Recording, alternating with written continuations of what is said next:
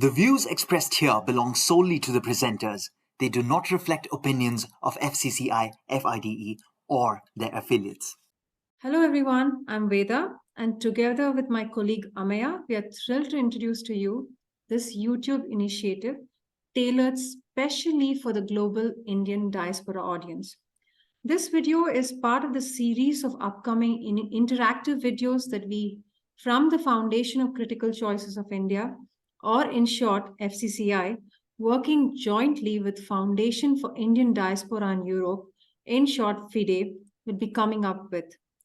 Foundation for Critical Choices for India, FCCI, is a think tank organization in the Netherlands and is a focal point for initiating and implementing studies and programs on issues of strategic importance to India in social, political, economic fields by mobilizing the resources of non-resident Indians or persons of Indian origin.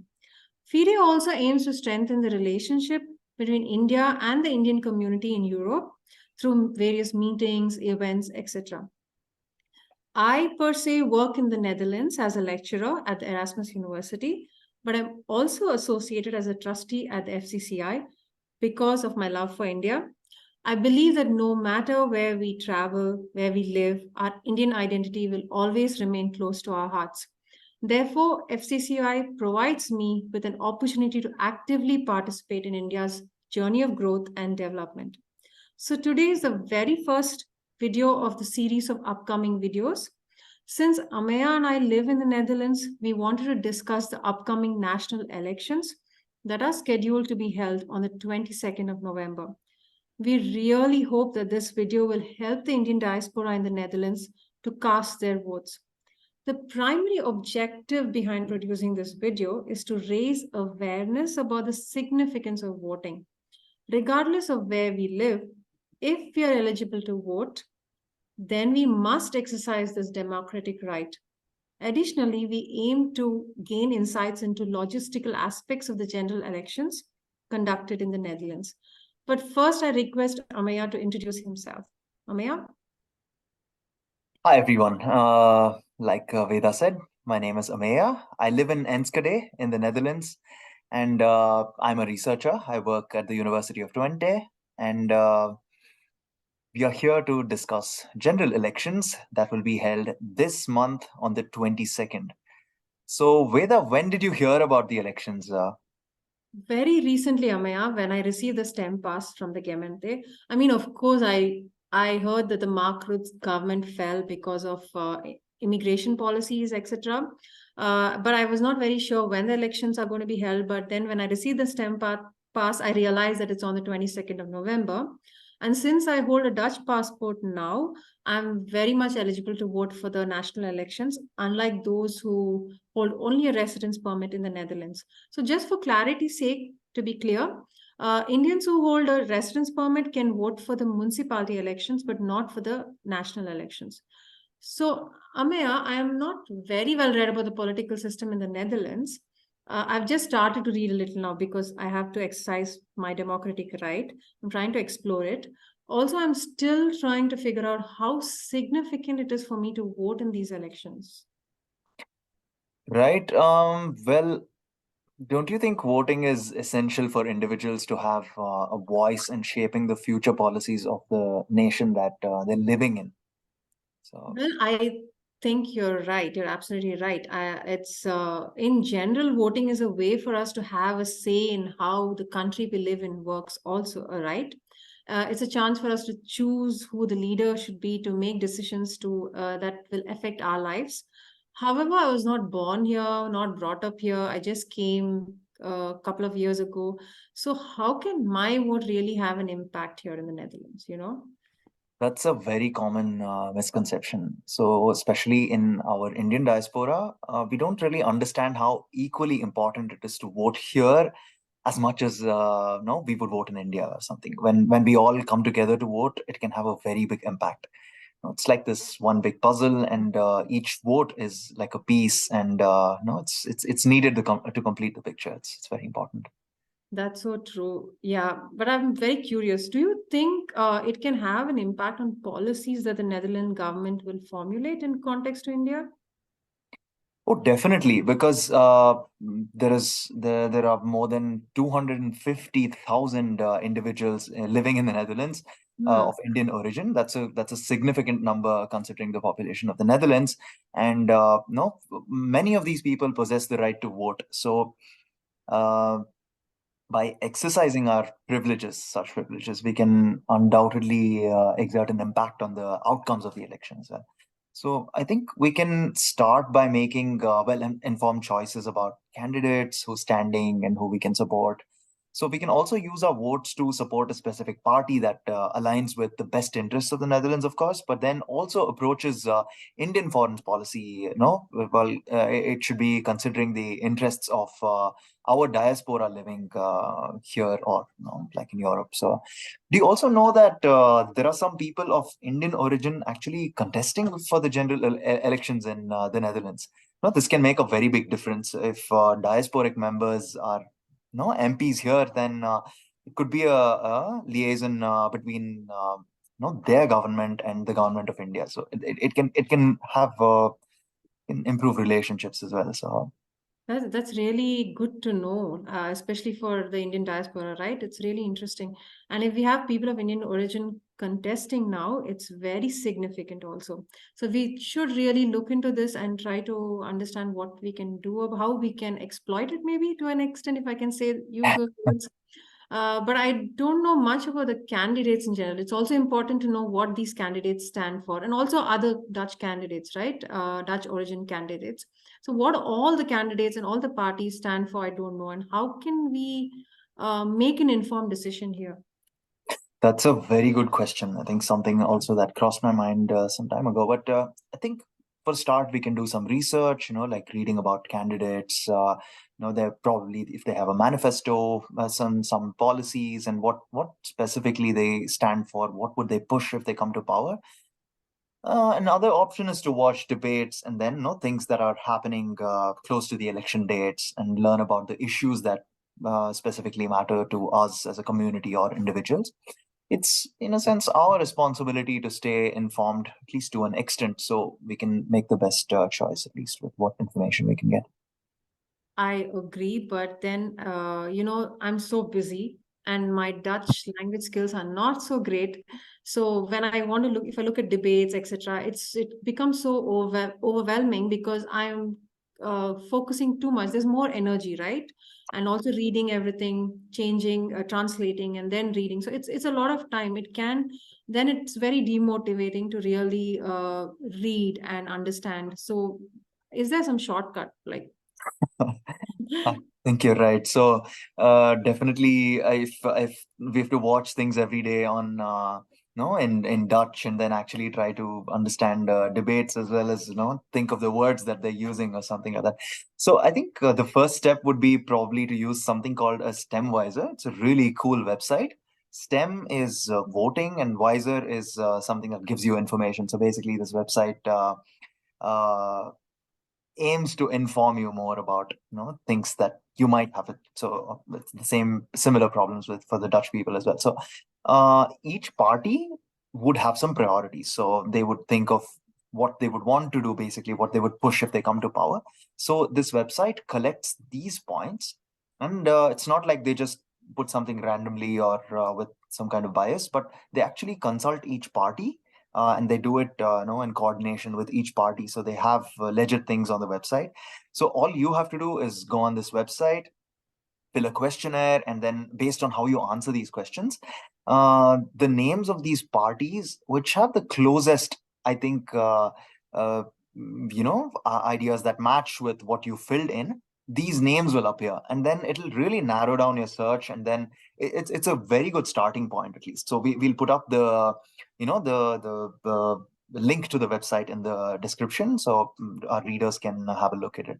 But Yeah. Veda, do you have an idea about the STEM pass itself, the voting card itself? Yes, that's one thing I understood very well. Maybe I can explain to the viewers what it signifies. So the STEM pass is, in the context of the Dutch elections, is a voting pass or polling card that is issued to eligible voters in the Netherlands. So let me show how it looks. I can share the screen of the STEM pass. This is the front page of the stamp pass. You will receive this by post. And here you will have your name, the date of birth, your address, everything. So it's kind of an identity or an eligibility card that you can go and vote in your nearest booth in the Gemeente, or maybe anywhere, actually, any place, not necessarily near the Gemeente of your region.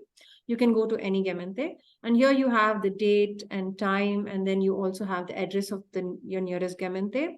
And this is the backside of the stamp pass.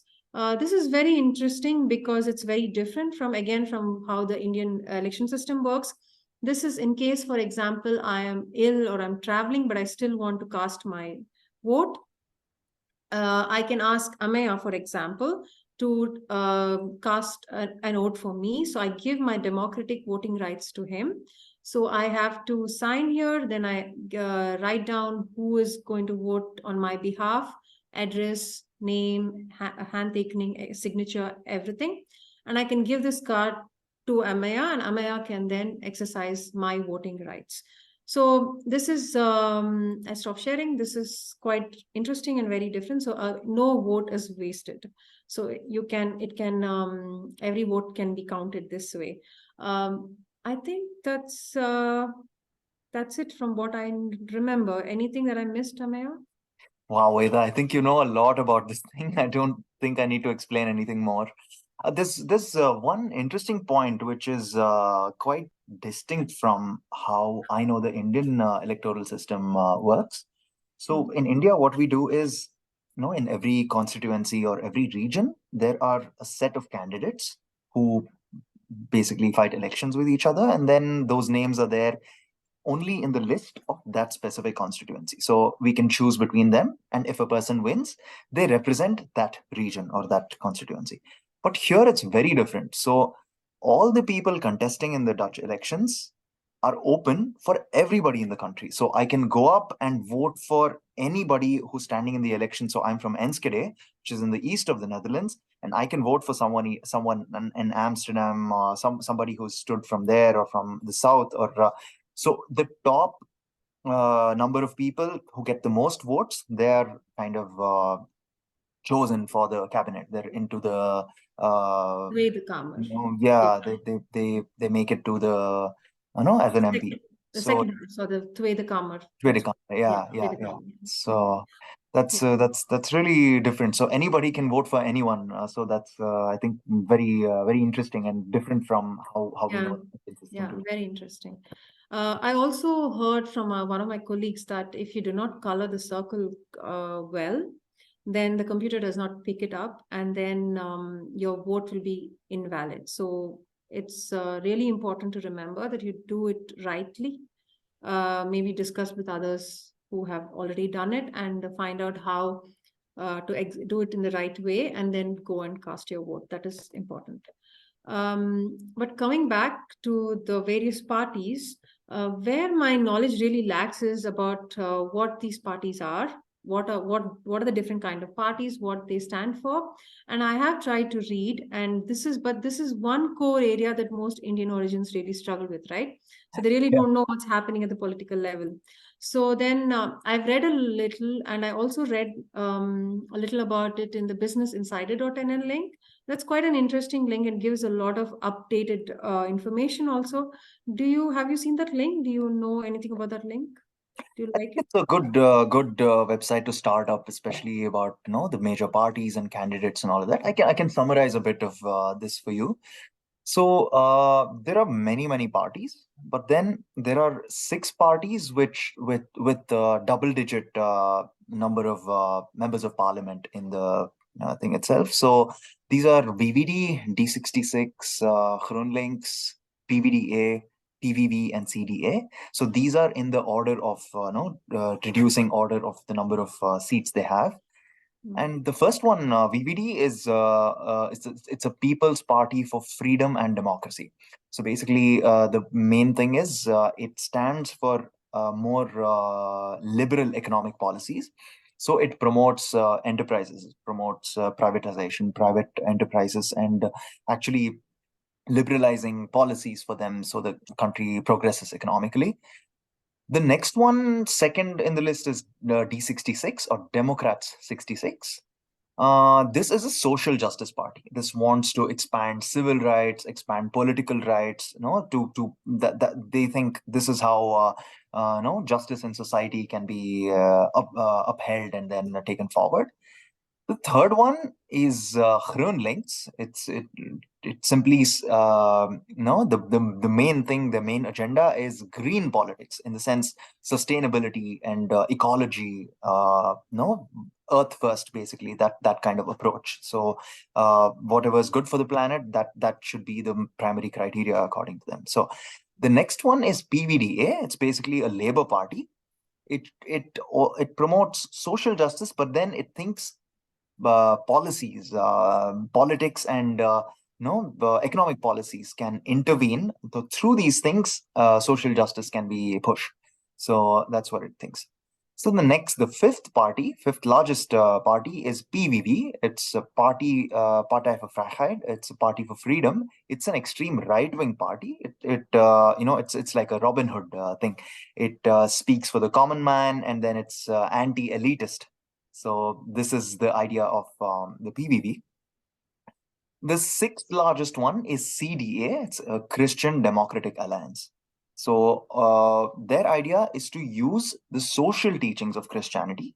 It's inspired by these things, and as a conservative party, it tries to uphold justice and uphold civil rights by using the teachings of Christianity. So this was just the largest ones, but then it's a good diversity of parties here already. But then this is not all. There are many more parties, and no, in a sense, Right.